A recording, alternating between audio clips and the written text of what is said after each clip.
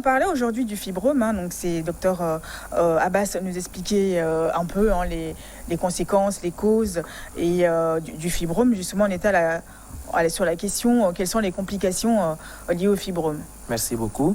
Donc, après ces complications hémorragiques, ces complications douloureuses, nous avons des complications mécaniques, c'est-à-dire c'est des complications qui sont liées à la compression des organes de voisinage, donc par le fibrome. Je l'avais tantôt déjà dit, ça va comprimer donc la vessie, ça va entraîner une pollakiurie, ça va entraîner une incontinence urinaire, voire une rétention aiguë d'urine, c'est-à-dire la patiente ne pourra plus uriner.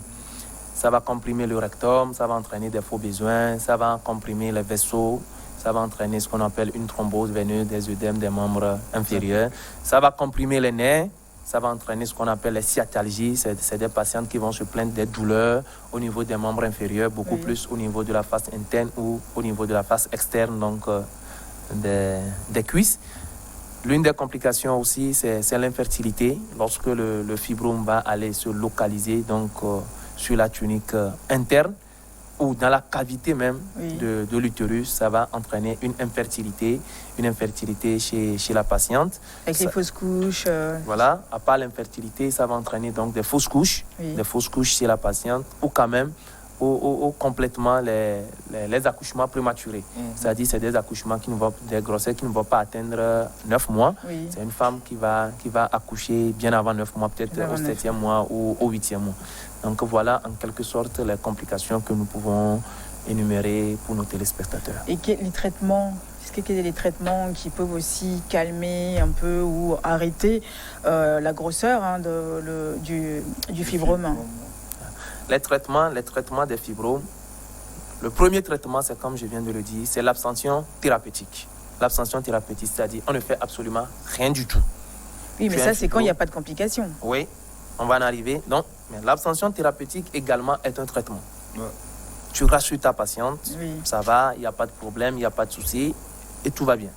Donc l'abstention thérapeutique. Après, à part l'abstention thérapeutique, nous avions les traitements médicamenteux. Nous avons les médicaments qui permettent donc un tant soit peu de pouvoir stabiliser ou de réduire peut-être la taille ou les complications donc des fibromes. Nous avons les anti-anémies qui sont là, les hémostatiques qui sont là. Nous avons des hormones qu'on appelle les progestatifs qui permettent un tant soit peu de limiter les dégâts des fibromes avant d'aller l'opérer. Ensuite, après ces traitements médicamenteux, nous avons la chirurgie. La chirurgie, elle est de deux types. Il y a ce qu'on appelle la myomectomie. Donc là, il faut enlever les fibromes, juste les fibromes, et on part.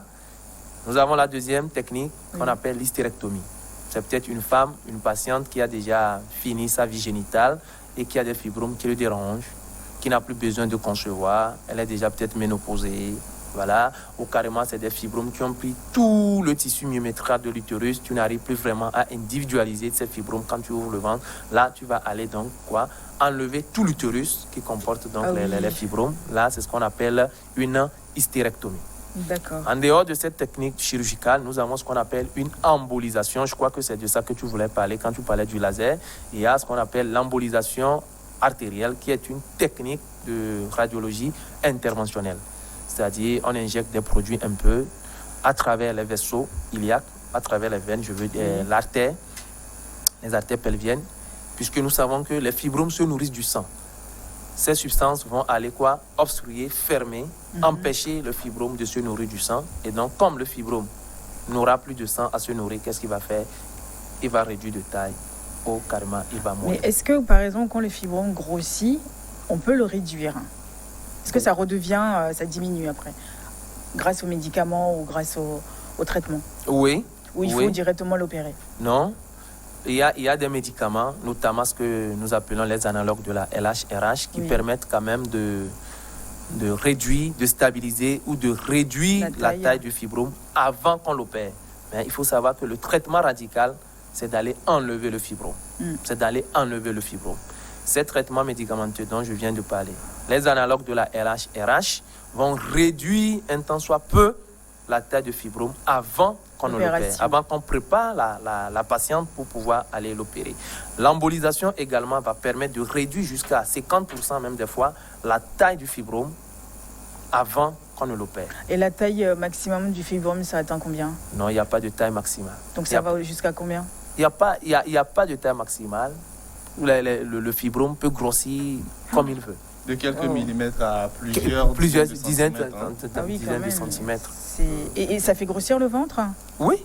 Oui, surtout si tu as les fibromes qui sont localisés sur la tunique externe de l'utérus, qu'on appelle les fibromes sous-séreux, et qui sont très volumineux. Tu vas voir, le fibrome va quitter la région pelvienne, c'est-à-dire le bas-ventre, pour remonter au niveau du ventre. Et il y a des femmes qui t'arrivent en consultation, quand tu les vois, tu crois qu'elles portent une grossesse de 3 mois, alors jusqu'à 6 mois. Tu as des ventres des fibromes grossissent jusqu'à quoi? Jusqu'à 30 cm.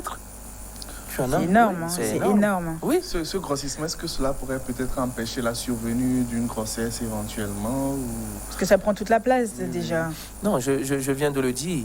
L'une des complications aussi des fibromes, c'est l'infertilité. Mais ce n'est pas la taille en fait du fibrome qui empêche la survenue de la grossesse. Non, ce n'est pas la taille, c'est beaucoup plus la localisation des fibromes. Donc vous aurez des fibromes qui seront plus localisés sur la tunique interne, des fibromes sous-muqueux ou des fibromes qu'on appelle des fibromes intracavitaires. C'est beaucoup plus ces fibromes-là qui vont empêcher la survenue d'une grossesse chez les femmes. Mais sinon, tu peux voir des fibromes sous-séreux qui sont très gros, qui sont très volumineux. Mais la femme peut avoir un enfant, peut accoucher normalement. Sans aucun souci. Mais justement, docteur Abbas, on a des questions de nos téléspectateurs. Donc, on a Madame Aïlé qui souhaite savoir si le fibrome peut se transformer en cancer. Voilà. Fibrome et cancer. De nos jours, les connaissances que nous avions disent que un fibrome ne peut pas se transformer en un cancer. Dans l'introduction, je crois que Dr Féchal a bien dit que le fibrome est une tumeur bénigne. Et donc, quand on parle d'une tumeur bénigne, c'est une tumeur bénigne. C'est-à-dire que c'est une tumeur dont l'évolution est lente. C'est une tumeur qui est localisée, bien circonscrite et qui ne se métastase pas. C'est-à-dire quoi? C'est-à-dire qui ne se développe pas en dehors de son site d'implantation. C'est-à-dire tu ne peux plus voir ce tissu de fibrome-là, de l'utérus, sur un autre organe, notamment au niveau du foie, au niveau des poumons, au niveau du cerveau et autres là. Donc, un fibrome ne se cancérise pas. Il faut que nos patientes, nos téléspectateurs comprennent cela, parce que la plupart de nos patientes nous posent cette question. Ah ben docteur, est-ce que mon fibrome que vous m'avez diagnostiqué, est-ce que ce fibrome-là ne va pas se transformer en un cancer si on ne l'opère pas? Non. Il faut comprendre qu'un fibrome ne se cancérise pas. Oui, puisque quand on parle de fibrome, on parle directement de tumeur, donc directement on pense au cancer. C'est pour ça qu'il faut bien leur expliquer que non, en fin de compte, le fibrome ne se transforme pas. Il faut encore plus les rassurer dans ce sens-là, voilà, les patientes. Parce que quand on parle normalement d'une tumeur, il y a 2 sortes de tumeurs. Nous avons ce qu'on appelle les tumeurs bénignes et nous avons les tumeurs malignes. Vous voyez? Donc c'est pour ça que quand on parle de tumeur, il faut bien spécifier. Mais dans la tête des patients, c'est ça. Tout le monde pense que quand on parle tout de suite d'une tumeur, on parle d'un cancer. Ce n'est pas seulement dans le cadre de fibrome, mais dans les autres pathologies aussi tumorales, c'est toujours comme ça. Mais comme on le dit, le fibrome est une tumeur bénigne qui se localise au niveau du tissu myométrial de l'utérus. Il est bien circonscrit, donc il ne déborde pas ses limites.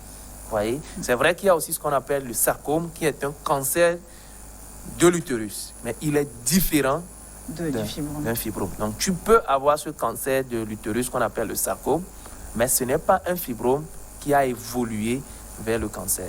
Et le kyste, c'est quoi la différence entre les deux? Le kyste, pour la petite définition, le kyste, c'est une cavité qui contient un liquide. D'accord. Cavité qui contient un liquide. Et chez les femmes, le site préférentiel des kystes, c'est les ovaires. Donc l'utérus pour le fibrome et les ovaires pour les kystes. Les kystes, voilà. C'est bon à savoir. Une cavité néoformée. Une cavité néoformée. Bon. C'est bon à savoir. Pour le téléspectateur, il faut juste dire une petite cavité quelque part. Oui. C'est bon. Pour qu'il puisse comprendre, parce que c'est très vrai facilement. Il y a des thèmes très compliqués. Voilà, quand tu vas commencer par parler de néoformation ici, tu veux rentrer purement dans la médecine. Voilà, donc le kyste, ovaire. Fibrome, utérus. Voilà. Donc il faut bien faire la différence. Donc, voilà. Ça, on peut bien leur expliquer. kyste, ovaire, fibrome, utérus. Voilà, c'est bon, au moins on a compris. Donc, encore une question, on en a parlé tout à l'heure, mais à partir de quel âge? Donc, c'est une question de Madame Victoire qui veut savoir, à partir là, vous parlez à partir de quel âge vraiment une femme, une fille peut avoir un fibrome, peut détecter un fibrome chez une patiente. Parce que vous parlez de l'âge de procréer, mais voilà. C'est-à-dire Voilà. Nous ne sommes pas allés en profondeur parce que, qu'est-ce qui se passe? Le fibrome s'explique un peu par l'imprégnation de ce que nous appelons l'œstrogène. C'est l'imprégnation d'une hormone féminine qu'on appelle l'œstrogène qui est en fait à la base donc, des fibromes. Et cet œstrogène commence par se sécréter chez la femme en puberté. Oui. Donc, lorsqu'une femme commence sa puberté, elle peut avoir un fibrome. Voilà. D'accord. Et donc, je pense alors qu'il y a cet aspect qu'on a un peu oublié de développer, cet aspect d'imprégnation hormonale qui est aussi à la base des fibromes. Hein. C'est-à-dire que c'est une irrégularité des sécrétions hormonales chez la femme ou... Non, pas une irrégularité des sécrétions hormonales, mais c'est tous ces facteurs qui vont concourir à une hypersécrétion de l'oestrogène chez la femme. Tous ces facteurs-là vont contribuer à la survenue des fibromes chez la femme. Sans oublier le facteur prédisposition. Voilà. Ouais. Qui veut dire? Prédisposition, c'est-à-dire que vous avez des facteurs qui vont favoriser la survenue d'un fibrome. Vous êtes prédisposé à faire un fibrome. Prenez un exemple. Une fille qui a eu très rapidement ses menstruations est prédisposée à avoir des fibromes par rapport à une fille qui a eu tardivement ses menstrues. Vous voyez? Donc, avoir l'âge précoce des menstruations est un facteur de risque pour la survenue des fibromes. Mais on peut prévenir ça? Non, mais je pense que ça c'est physiologique dans la puberté. Ouais. Mais en même temps, il y a aussi des fois ces questions de précocité de rapports sexuels, de nombre d'enfants qui entrent des fois dans les facteurs de risque. Si ça pourrait être élucidé pour nos téléspectateurs, je pense que ça serait un grand atout. Il n'y a pas de souci.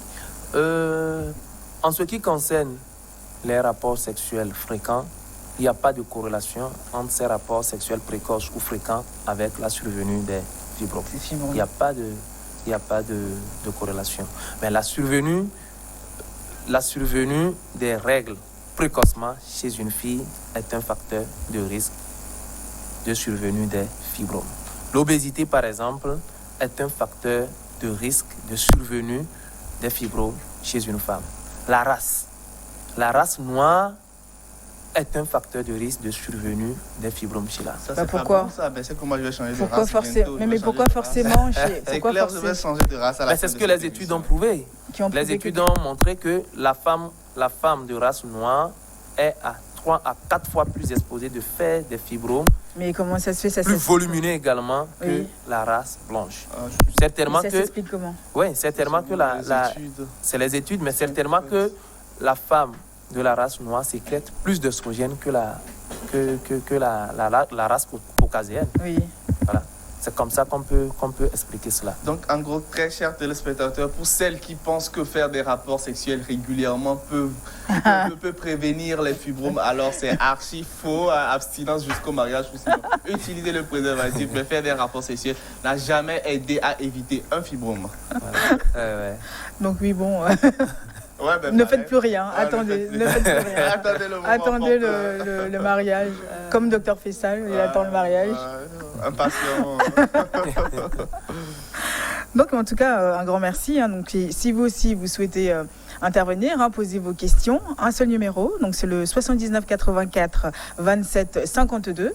Donc vous pouvez nous envoyer vos questions via aussi notre page Facebook, Direct Santé, tout simplement. Allez liker, allez partager. Donc on est là pour vous, Dr Fessal. Ouais, nous sommes là pour vous. Chaque matin, c'est de 6h à 6h30 que ça se passe. À visiter notre page Facebook, laissez vos questions en commentaire, nous les répondrons. Voilà. Bah, je vais le répéter encore une fois, le numéro de téléphone, 79 84 27 52. Envoyez vos questions et puis bon, on les lira à l'antenne, on posera les questions à nos spécialistes. Merci beaucoup, docteur Abbas, vous êtes réveillé tôt ce matin, d'être avec nous sur ce plateau. Je sais que pour vous, le réveil est très, très, très difficile parce que j'imagine que vous dormez tard, vous finissez tard. Merci beaucoup, merci. Effectivement, c'est le cas. Tantôt, je venais de le dire à Dr Féchal tout à l'heure. Pour un gynéco, tu ne peux pas dormir avec les deux oreilles. Donc, tu es prêt à tout moment pour te réveiller. Donc, merci beaucoup pour nos téléspectateurs. Merci à vous. Dr Féchal, merci beaucoup. Merci, Dr Abbas. Un grand merci aussi à vous, surtout de nous avoir accompagnés dans cette émission en direct santé. Donc voilà, écoutez, on se retrouve demain. Ouais, demain à la même heure. À la même heure. Bye bye. Je suis Mimi sur New York TV.